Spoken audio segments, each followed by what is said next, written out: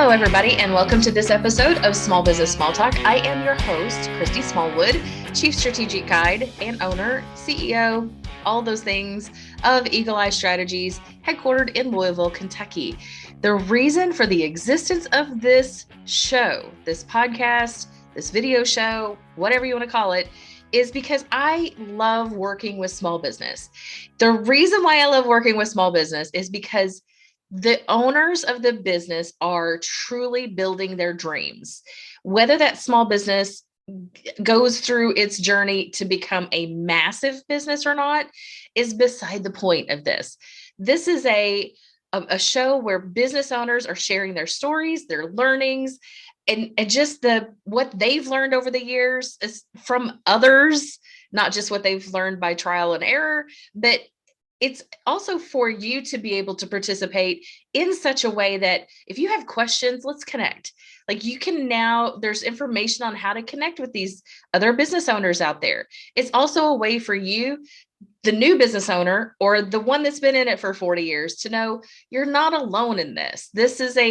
We are where the rubber meets the road when it comes to the economy itself. There's all kinds of trials and tribulations, and there's all kinds of amazing, cool, creative, resourceful joys of the journey along the way that you just don't find in big business. It's just not the same.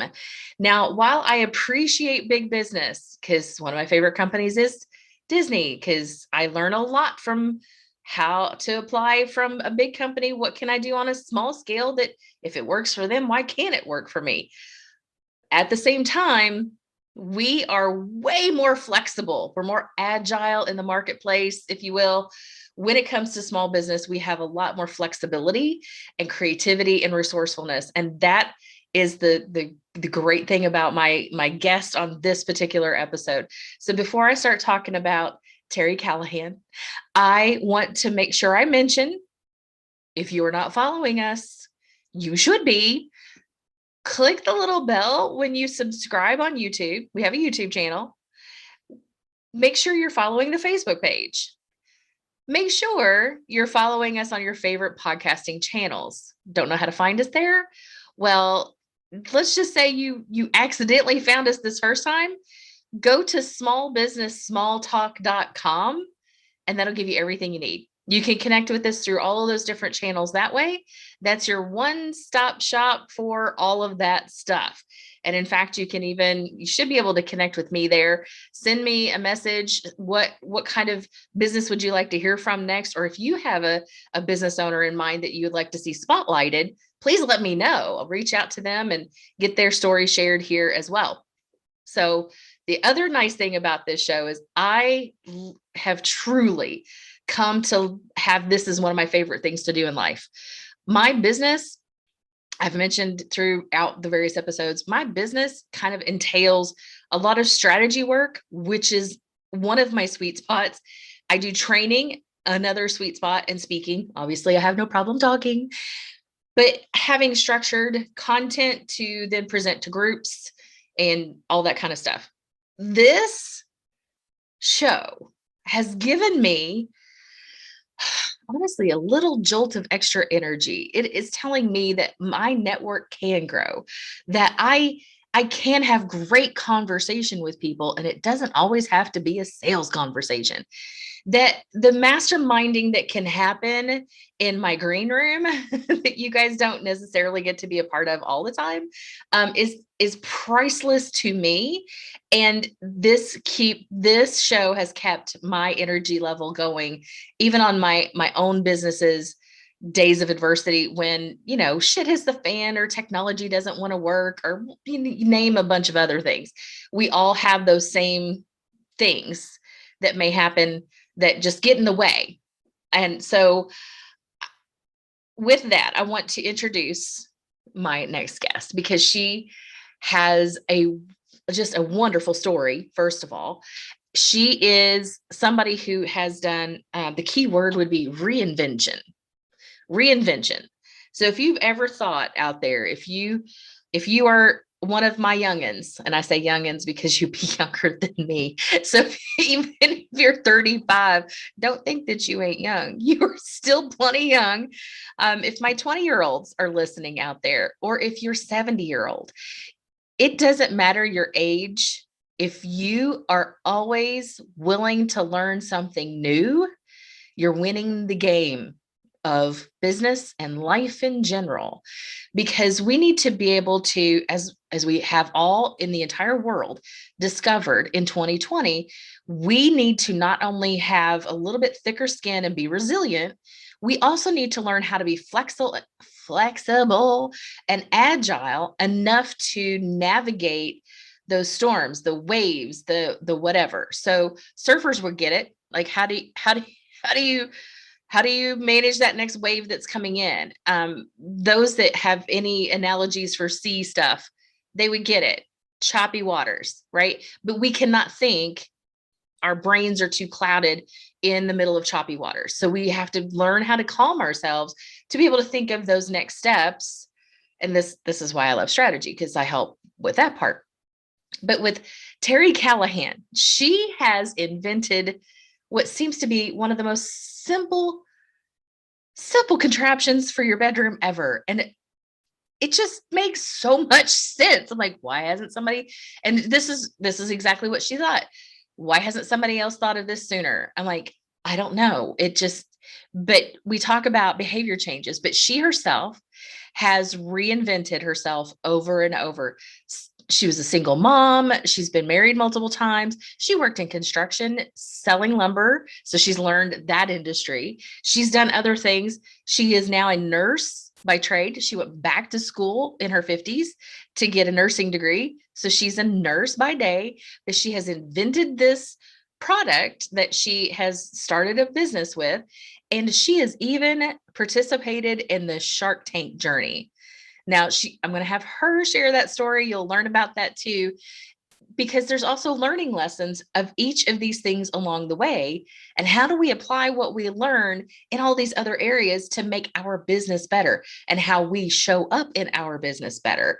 So it was a really good, engaging conversation. She's got a great story. So without any further ado, let's get right to my conversation with Terry Callahan.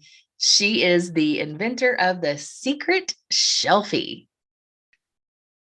Terry, thank you so much for being my guest on Small Business Small Talk. This is exciting. And the reason why I say it's exciting is because I read some of your story. So I want to hear all about the journey you have from what you do as a quote unquote day job to how did you come up with something so super resourceful? Like, this is the coolest thing ever, y'all. It's a secret Shelfie, not a selfie, like, but a Shelfie.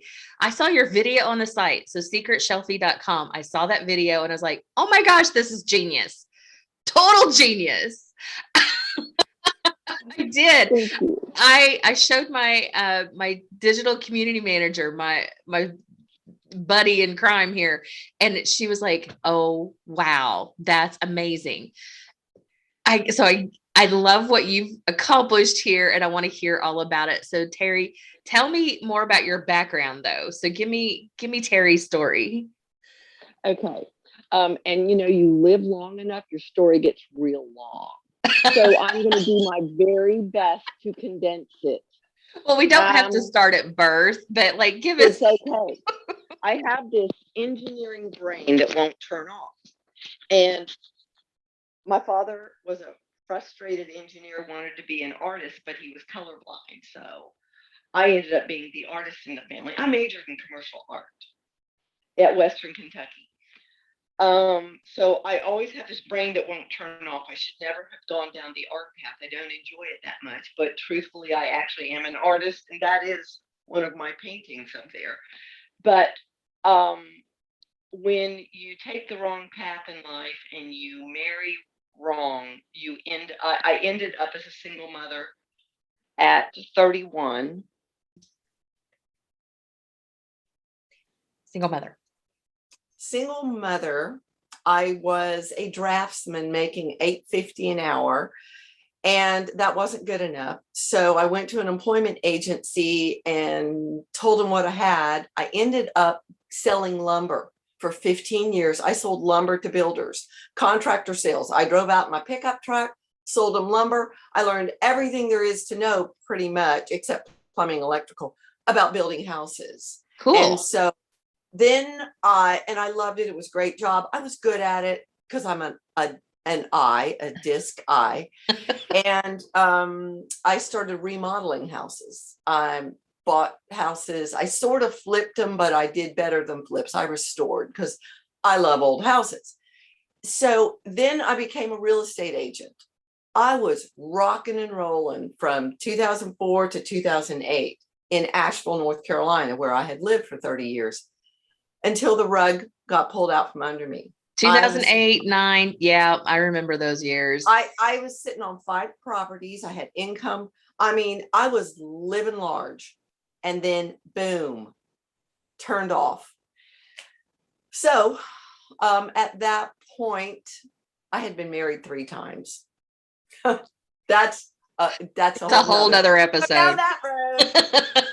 So God stepped in, as he always does, and I reconnected with a wonderful man that I had dated like twice in college at the end of a school year in 1976. And bet you don't remember me, blah, blah, blah. We start seeing each other long distance. I end up back in Kentucky from North Carolina. And I told him, I said, I got to start over. I'm hemorrhaging all my savings, all my 401k. It was not looking good. I had nothing else to draw on. So I went back to school when I was 53 and became a nurse. Talk about reinventing yourself. Wait, just hang on a second. That's total reinvention right there. Going from not only sales, but contracting and restoration remodel to nursing. What made you want to do nursing after all of this other stuff? Several reasons. I'd love to say that I'm just extremely compassionate, which really I actually am, but I'm more of a dang it, straighten up and start eating right and living right. Okay. But so much for my compassion, but I'm fascinated with how the human body works. I'm really fascinated. It's like, I've always been into that whole health thing. And that goes way back. And Asheville, North Carolina is the epicenter of health on the East Coast. So I already had that in me. And then I thought, oh yeah, 3 12-hour days. Oh yeah, 4 days off to do whatever. I'm in. I had always been thinking that would be a great life. So that's like 2 years. Yeah, I can do that. This is my 3rd degree. I can do that. I just, So that's what I did. Guaranteed income, not the greatest income, but I'm grateful. Oh my gosh, I am so grateful every day for a new career, a new opportunity, because if you go through spells in your life where you can't get a job and you don't have skills, that is about as depressing and dismal. There's so many people out there that I just would love to help, and I don't even know where to start. My great grandma gave me the best piece of advice when she was still alive. God rest her soul. Always be learning. That always. You can't know too much, but you can act like it. So don't act like it, right? Well, even if you think you know too much, do you know what to do with it? Oh no. That's the reason for this podcast. Like, you got your information. What did you do with it? Yeah. Okay. So nursing, you're back in Kentucky with the fella. Man of my dreams. We're each other's number 4. And we are just, we've been married 8.5 years. And I mean, we're opposites, but we have enough in common, and he puts up with my remodeling bug. It's an addiction. It's a total addiction to be working with wood. I have the whole workshop.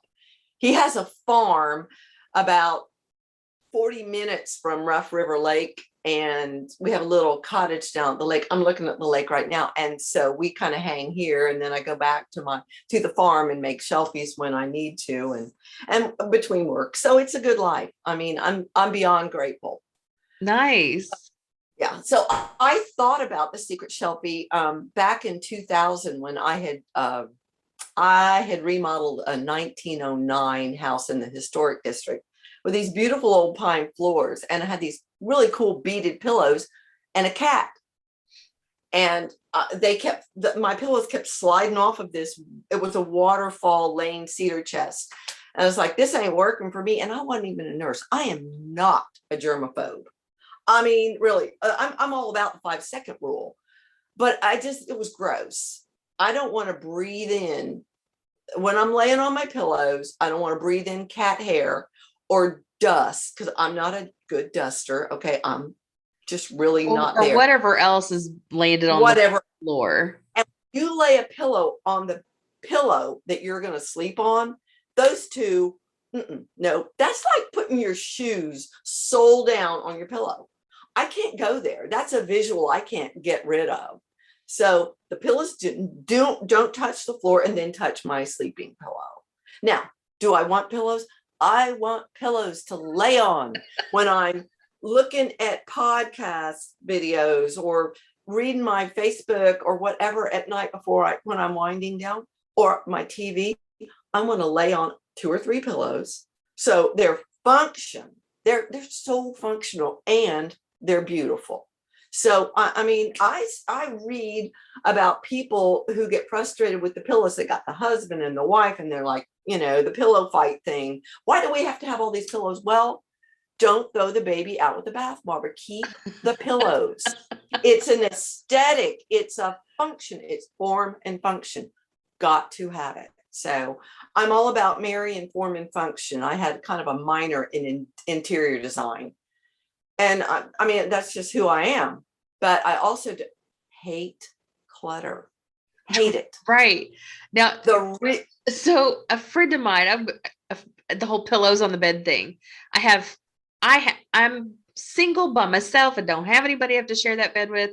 And I still have plenty of pillows to sleep with, plus 1, 2, 3, 4 little, and they're all different sizes. You're right. Aesthetically, it matches well. They all have different functions for me, depending on how I want to sleep in the night. I may pull one over, but I know a lady who half of her bed is nothing but those fancy pillows, the ones you're afraid to sleep on because they're so fancy. Yeah. But so aesthetically, her bed has become her work of art. Yeah. What do you do with those things? People spend a lot of money on pillows. Yes, they do. They're not cheap.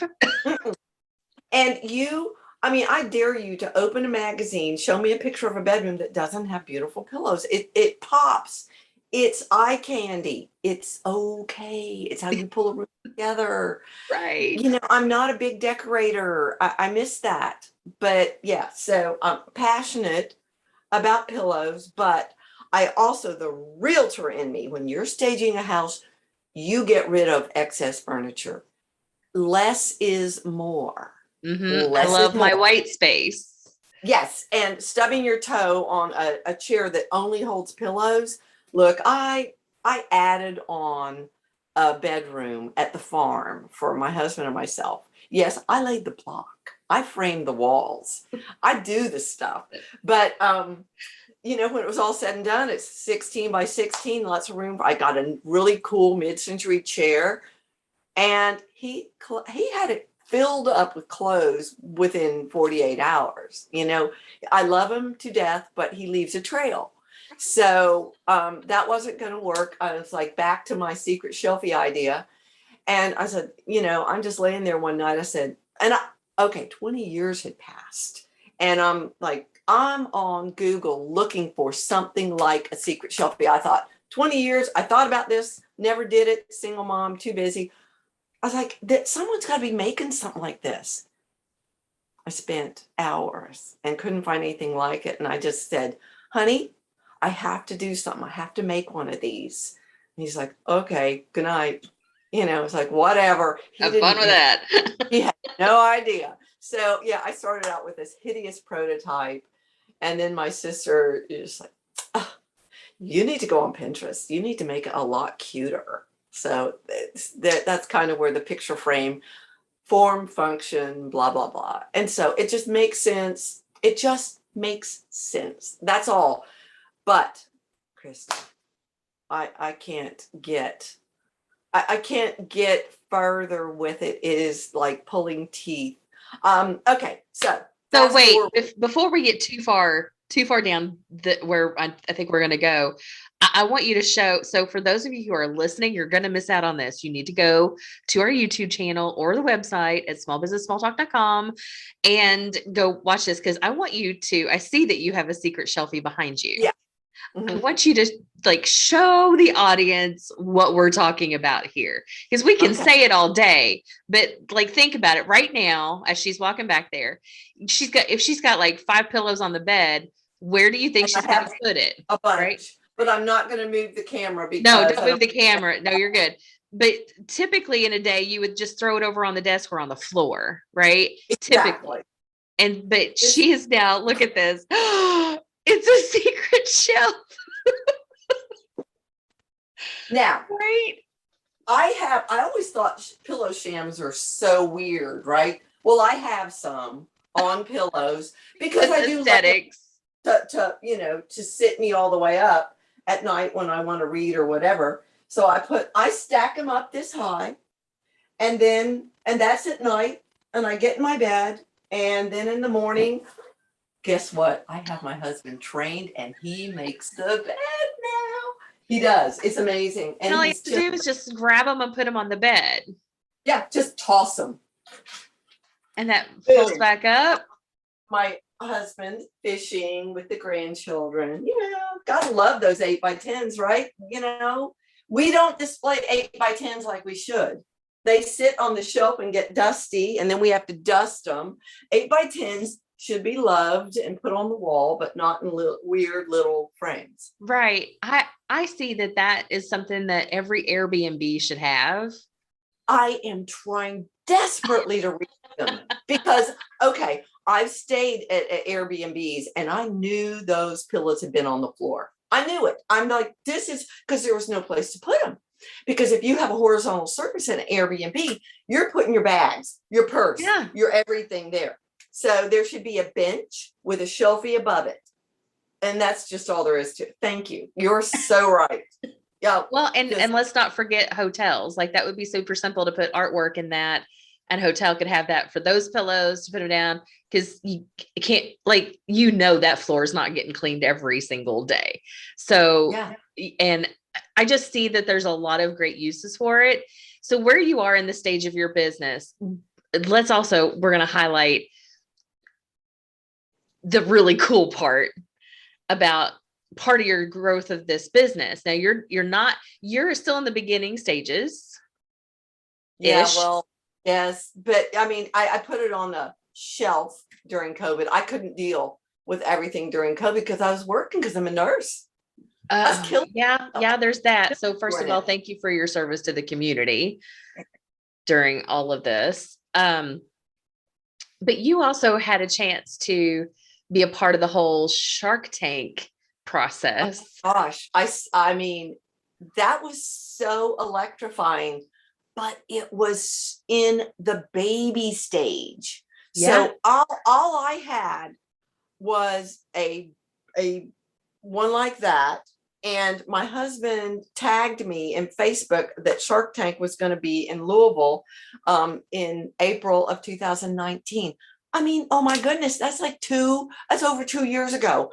So I ain't scared nothing. So I said, okay, let's do that. So we went, and oh my gosh, it was so interesting. The line was forever, and all these people, it was like a line of clowns, everybody, because they tell you to be crazy. They tell you to be attention getting. Yeah. And I'm not afraid to make a fool of myself ever, but I didn't do that. They said 5 minutes. People were going 20 minutes. I got in front of the lady, showed it to her. I said, this is so simple. This is what it does, blah, blah, blah. I was in and out like in 3 minutes. And I said, Tony, I ain't gonna hear back. I was so boring. I was nothing like everybody else. And darn if they didn't send me a letter and say, congratulations, we're advancing you to the next level. We need a 10-minute video and a 30-page application and blah, blah, blah. Well, I didn't even have a website. I didn't have a logo. I had nothing but a prototype. I didn't really have sales. And they very politely said, please let us know when you get further along. It was a very nice letter that just said, you're just not ready, in essence, paraphrasing. And I get it, because if I had been on there, I'd have been embarrassed, because I mean, you know how they grill you for sales. I didn't have sales to speak. I had nothing. So, but that lit the fire, and I jumped all over it, and everyone's like, you need to be doing social media. I'm not a social media person. I'm not. I can't help it. I'm not a, hey, look at me person. I'm more like, you should be doing this kind of person, but I'm not. Anyway, I worked on it. I tried to learn it. I spent 2019 trying to get ready. And then I thought I was ready by 2020. And I went to the Louisville Home and Garden Show. It made some sales, started to get some traction. And literally a week later, COVID hit. And I just... I've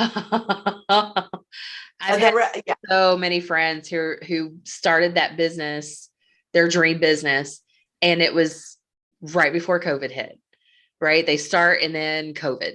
So here's the beautiful thing coming, we're a year into this, year and a half or whatever. Those people like you who have started and then COVID hit, that resiliency is like immediately put in. You either made it or you were out.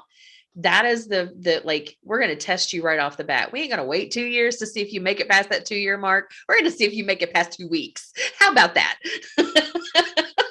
Yeah.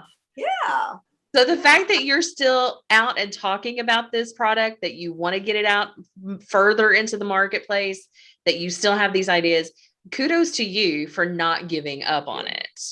Yeah. So I saw in some of the notes that you had sent that one of the challenges, so we all as business owners have our challenges. Yep.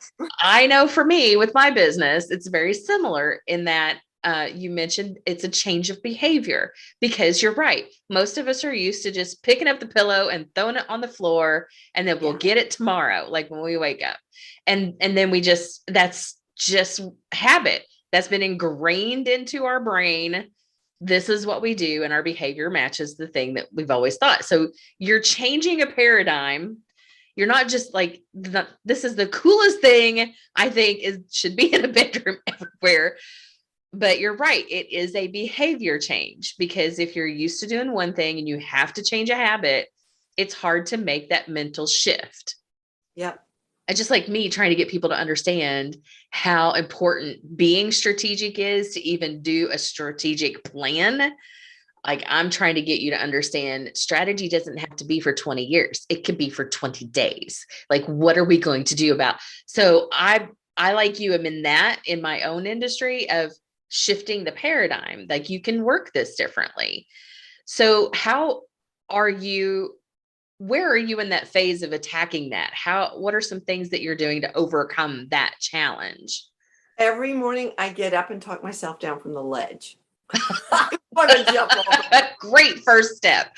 I am beyond frustrated. To be honest with you, I am, because this is not an impulse buy. Once somebody takes more than that 3 seconds, which is what they say is all you get on social media. Yep. If I can get you past the 3 seconds and you watch the video and you get it pretty much without fail, it's like, oh, wow, that is cool. I wish I'd thought of that. And I was like, oh my God, no, you don't, because you would have already jumped. Because I can't get people. Okay, so people's like, oh yeah, that's great. And then they realize, oh, I don't have room on my wall. You have to move something, you have to move a piece of artwork and then put it where it needs to be. Best over something. You don't want to get up and hit your head on it at night. It needs to be over a dresser, over a desk, over a bench. Oh, well, I don't think I know how to put it up. I have a friend who hers sat on the floor for 3 months because her husband didn't get around to putting it up. I said, "Are you home?" "Yeah, I'll be over." 5 minutes. I was there, had it up in less than 5 minutes. But if you don't know how to use a screwdriver and have someone to help hold you, this sucker's heavy. It's a piece of furniture on your wall. It's a sturdy, well-made piece of furniture. It's not lightweight like a picture frame. So, these are the setbacks. I was like, it sounds like a good idea, but then it's a process. It's a habit change. It's more than just I need one. But then you don't get around to doing it. And it's okay. I'm here for you. If anybody in an hour around Louisville says, "I want one, but I don't know where to start," my phone number's on my website. This is that easy. Nothing bugs me more than go to a website and you can't find a phone number. I'm old school. This is why we have phones. They work both ways. And if you don't call me, then we both lost out. I will come to your house. I will put it up. You don't understand. I'm passionate about changing habits. There are even sites called Make Your Bed. This will help you get organized, make your bed. There's a place for everything. I love home organizers. So, yeah. Yeah. I'm pretty, yeah. So it's a whole deal. It's a whole habit change. And I'm losing the battle, but I'm willing to fight for it. It's just hard. Well, I can't say it. Every time that you think that you're losing the battle, you're actually doing better than you think you are. It's been one of my learnings over the years that when I'm only seeing the battle and I feel like I'm losing it. So of course I will pray. I'm like, I just need some validation. Like, I just need to know I'm on the right track. I don't mind a fight every damn day if I need to, but shit, far.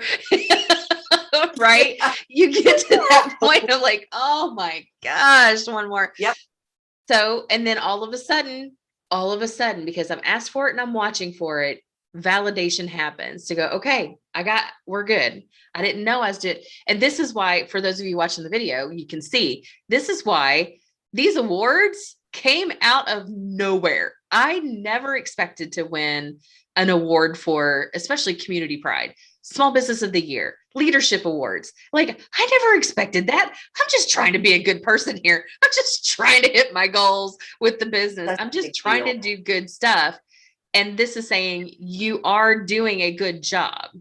May not feel like it in a day, but feelings are not reality. I need to remember that one. I'm writing that one down. Feelings are reality. It's not. I may feel overwhelmed, but the reality of the situation is there's a book. I don't know who the author is. It's all figure outable. It's all fixable. Oh, I love that. Yeah. Everything can be figured out if I calm the fuck down. I just need all figure outable. Yeah. Oh, I make up words a lot. So that's right there in my dialogue. Oh, yes. So things like this, where do you get inspiration and motivation? What has influenced you? Who has been some of your influencers? Okay. I told you I was the daughter of a child of the Depression. My father collected everything. He was a hoarder, but he collected books. And when I was little and I wanted mom and dad to buy Hardy Boys or Trixie Belden mysteries, they wouldn't buy any books. We've got a whole basement full of books. So dad collected Horatio Alger books. And that's really old school. Okay, you got to be really old to even heard of them. That's the original Rags to Riches.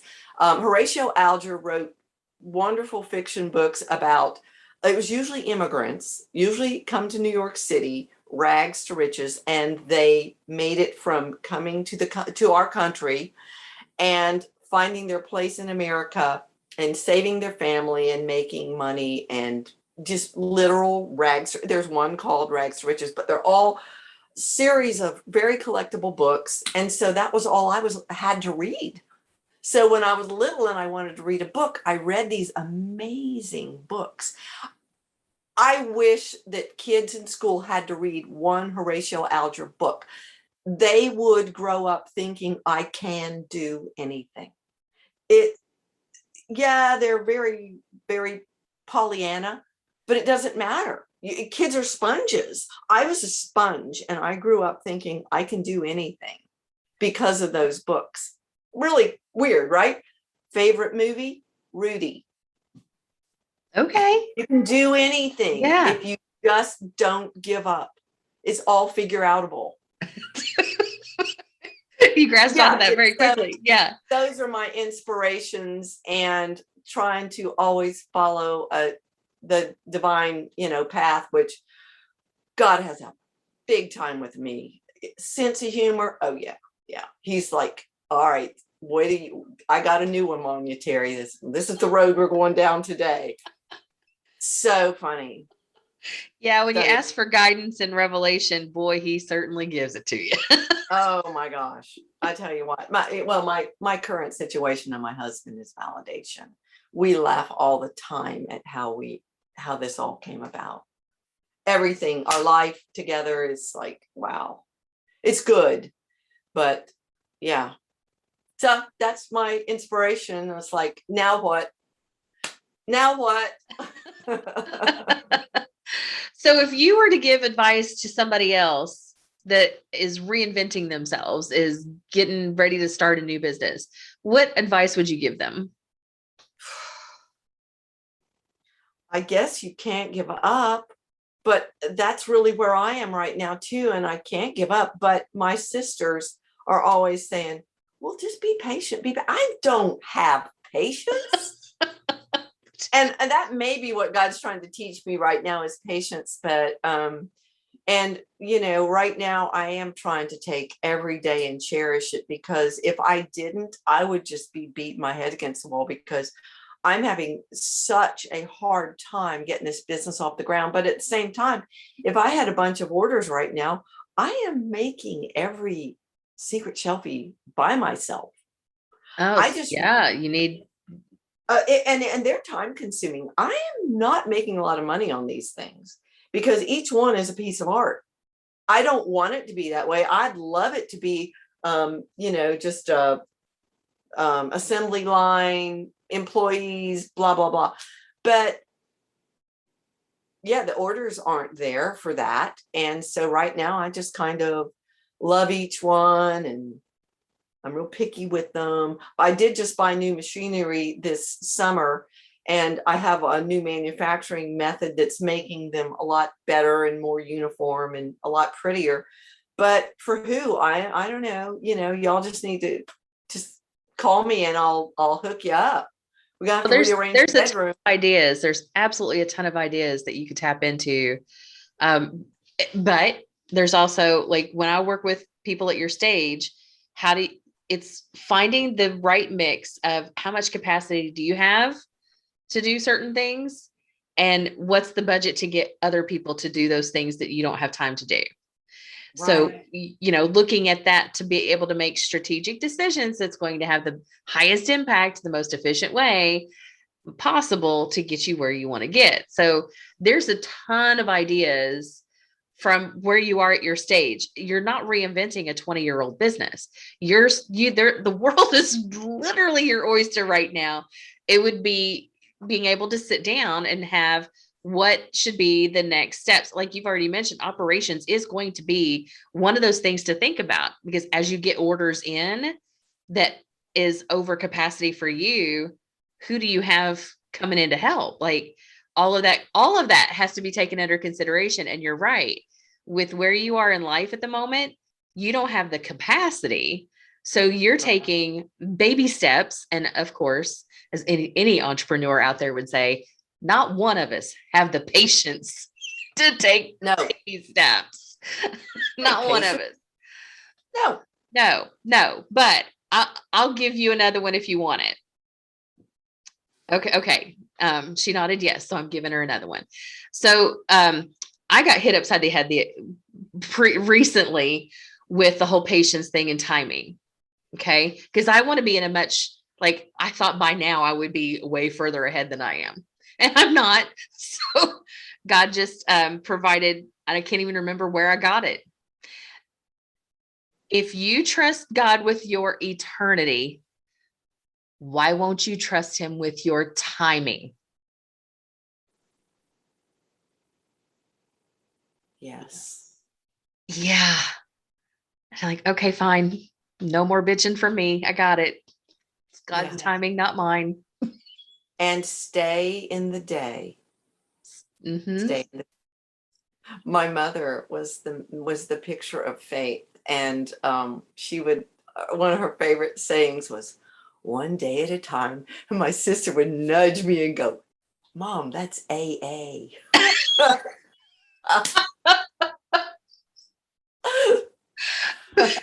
And where do you think AA got it?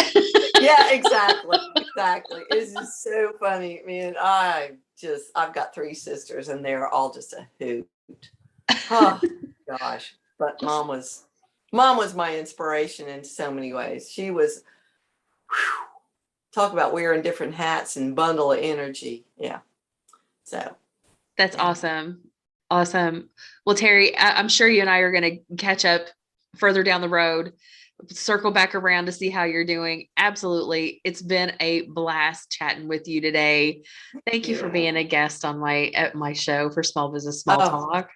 Thank you for having me, because I'm definitely digging your podcasts. Well, thank you. They're great.